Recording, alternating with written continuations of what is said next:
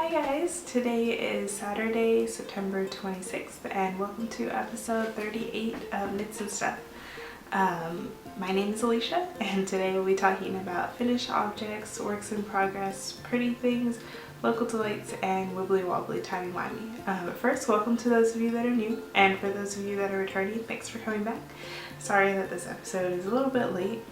Didn't have a chance to record last week, so I'm recording today. And if you haven't already, there's a group in Ravelry that you can join. It's called the Knits and Stuff Podcast, and I'll put a link in the show notes, which are at knitsandstuff.wordpress.com.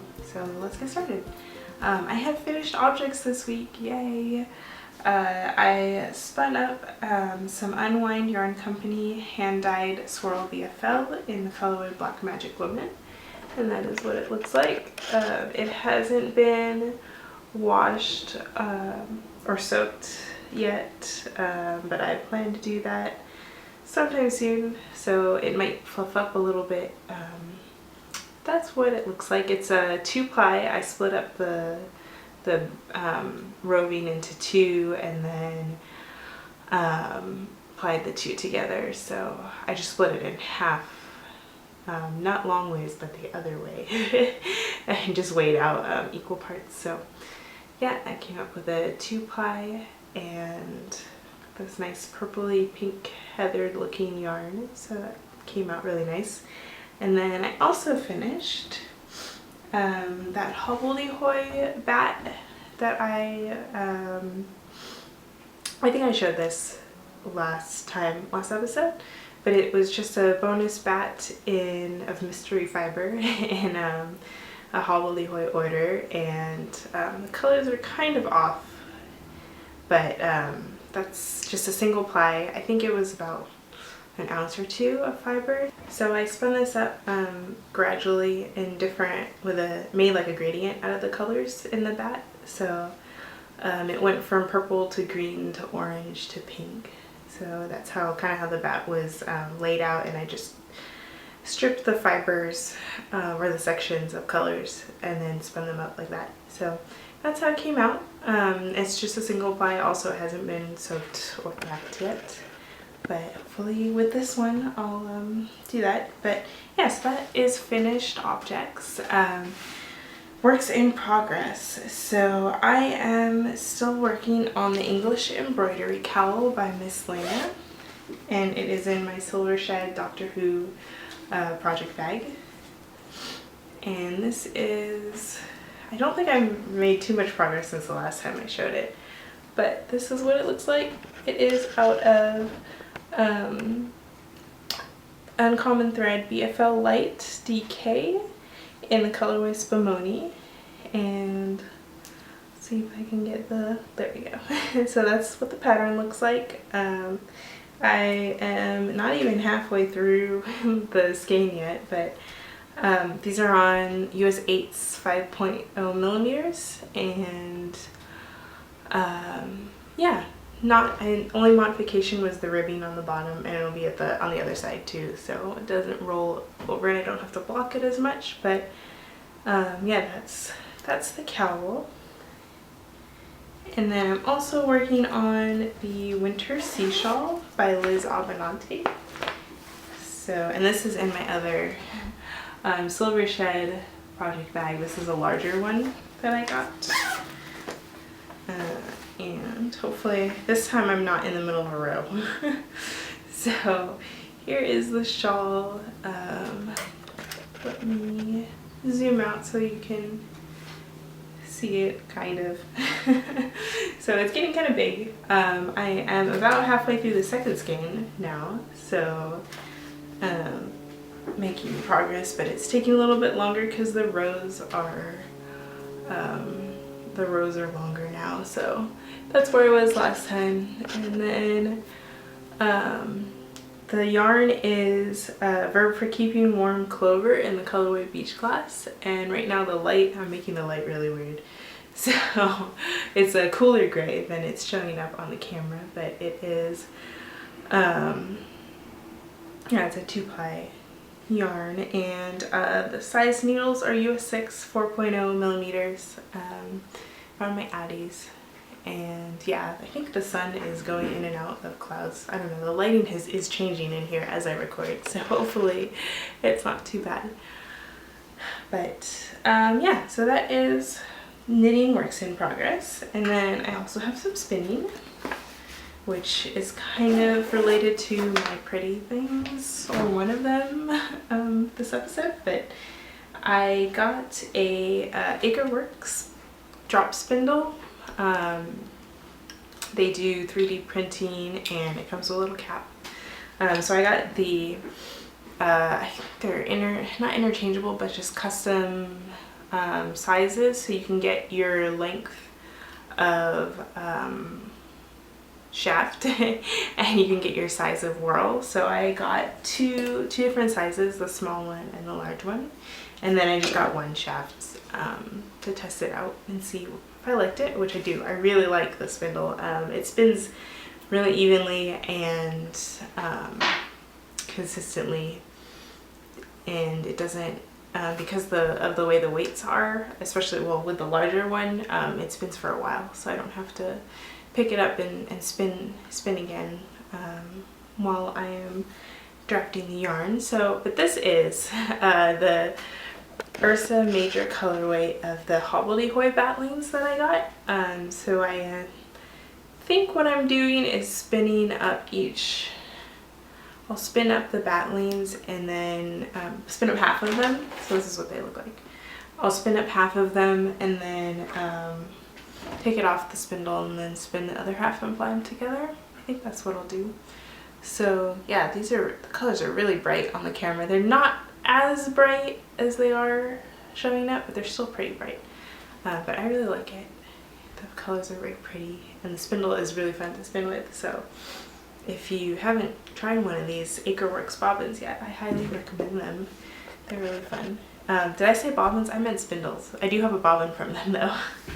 So that is spinning works in progress. And then I have a different project, which I don't think I've shown on the podcast before, any cross stitching, but I picked up a kit from the Frosted Pumpkin Stitchery, and I think I saw it on Two Tangle Skeins. I think Sue bought the same kit, and when she showed it on the show,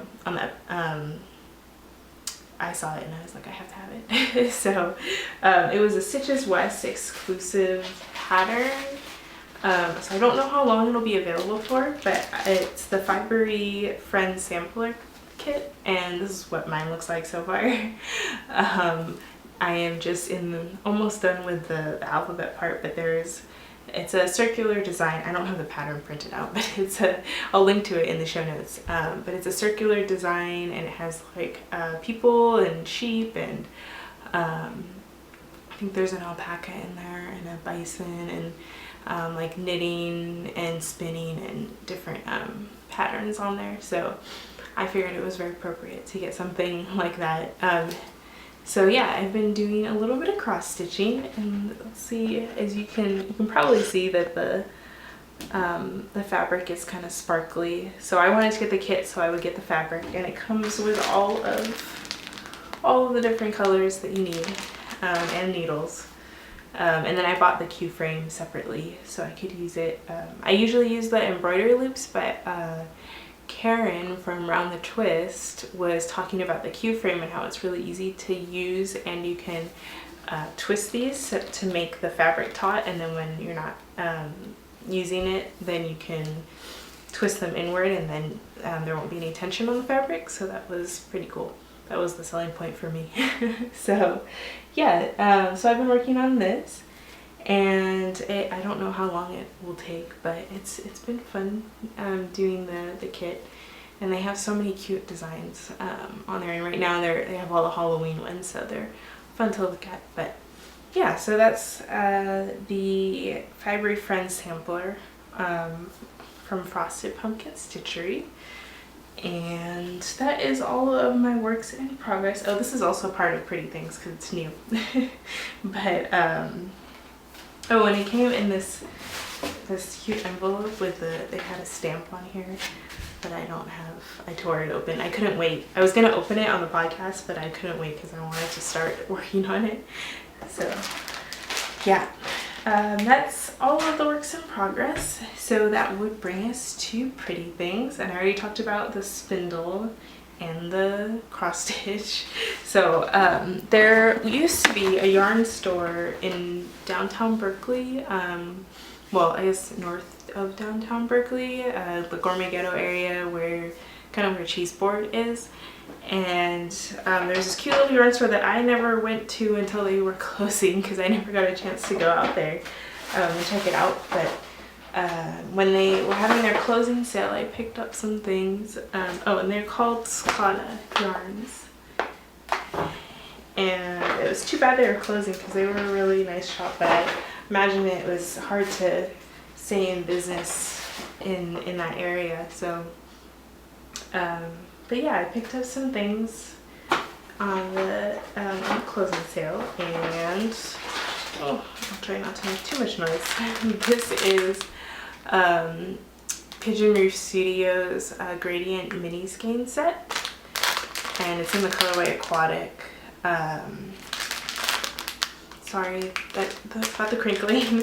So I'm gonna make, there's some gradient mitts or wrist warmers that use this kit, so I'm gonna probably do that. I think there's like just enough yardage for it, so yeah, really pretty colors though. And I was clearly in the blue mood when I went there because I also picked up a bluish greenish Fiber Company Tundra in the colorway Taiga, and that's what let's see if I can, I don't know where it's hard to see. So that's yeah, that's the colorway, and that's what it looks like. It's very pretty. I like the different layers of color. You can kind of see the teal and then the darker, almost like purpley gray that's in there, so it's really pretty. And then I also picked up 2 more skeins of Fiber Company. I only grabbed one out. Fiber Company Terra in the colorway Butternut. So that's, I guess this isn't really blue, it's more green and a little flecks of purple. You can't really see the green on the camera as much, but yeah, it's a little like minty green and then purple, little flecks of purple. So, and I've used this yarn before and it's really nice. It's a baby alpaca wool and silk blend. So I'll probably make, I made some fingerless mitts for wrist warmers with the same yarn, so I might make a similar thing out of it because they turn out really nice. So yeah, there'll be some fingerless mitts coming in the future. So that is all of the pretty things. And that would bring us to Local Delights. Okay, so Local Delights. The other day we went to the San Francisco Orpheum Theater in San Francisco to see Phantom of the Opera. They are showing through early October, I think, and I think they started at end of August. So I went to see Phantom of the Opera and it was really good. If you have a chance to go out there, go into the city and see it, I would recommend it. It was an interesting show. I think it hasn't been performed recently or on a large scale in a while, so it was very entertaining and the set was really cool. The way that they had it set up with this rotating cylinder, and there's different pieces to each part and you can break the cylinder in half, and the sets were just all kind of different parts of this one giant set piece. So that was really cool. And the singing was great, and the music was also really good. I had only seen Phantom of the Opera, the movie, before seeing the actual performance live, so I had an idea of the story, but yeah, it was good. Will hadn't seen it before and he was kind of confused during the performance, but but it was really good. So that's a short local delights. But if you are in the city and looking for a show to go see, I would recommend it. The venue isn't that large, but they do have last minute sale tickets 2 hours before the show. I think they have them discounted balcony tickets for $40 each. So if you just happen to be there looking for something to do, you could try getting those tickets. So, oops, sorry, I knocked the camera. So yeah, that's Local Delights, and that was a fun trip into the city. I got to take Bart, and then we didn't get back home until like 12, but it was worth it. It was really good. So that's Local Delights, and that means all that's left is Wibbly Wobbly Timey Wimey, and oh my gosh, Doctor Who is back. So today is episode 2 of season 9, but last week I watched episode 1. I haven't seen episode 2 yet, although it's possible by the time I put this up, episode 2 will be up as well. I think actually by now I think it's already been shown in the UK, but anyway, so I'll talk a little bit about the episode, but not too much. But there will be some spoilers, I guess, probably. So I'll put, like, what I used to do is put a little spoiler reel thing here, and warning, if you don't want spoilers, just either skip to the end when you don't see it anymore, or just you can say bye. So yeah.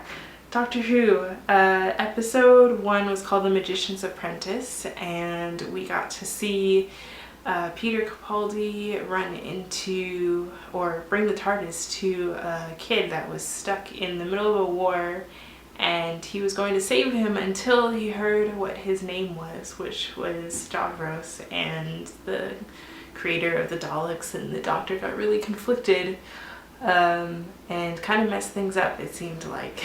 So I don't know how, if he was messing with his own timeline in a way, because as the show progressed, it definitely, he went back in time after seeing Davros in the current time, kind of in Davros' current time frame. But yeah, so anyway, and then Clara and Missy was in this episode again.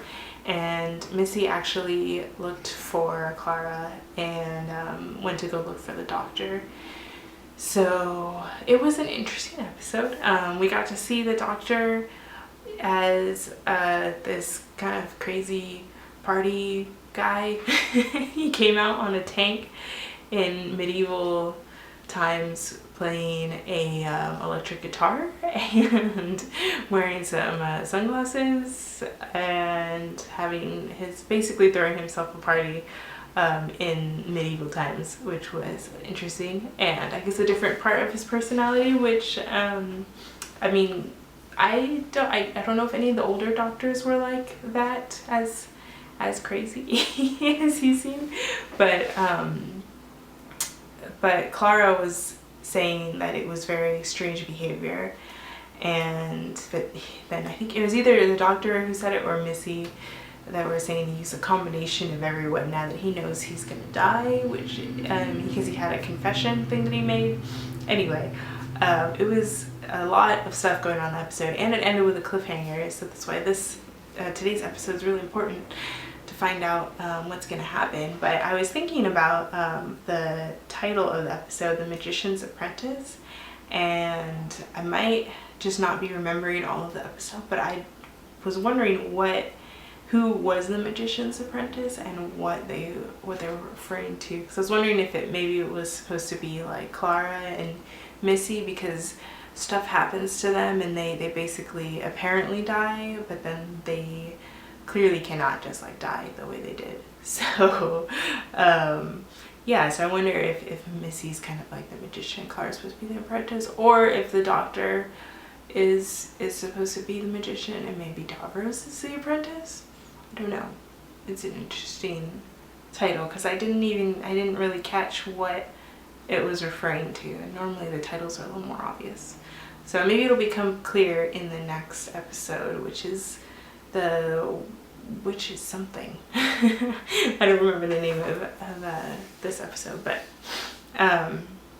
yeah, so it should be interesting to see what's gonna happen.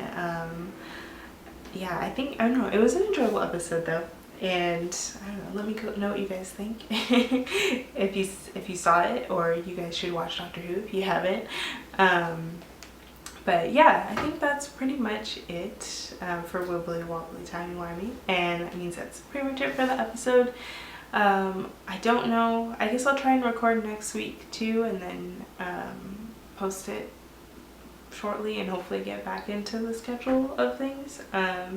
If not, I might do 2 weeks from today or 3 weeks from today, but I'll put that in the announcements if it changes, if it's going to be later than 2 weeks from now.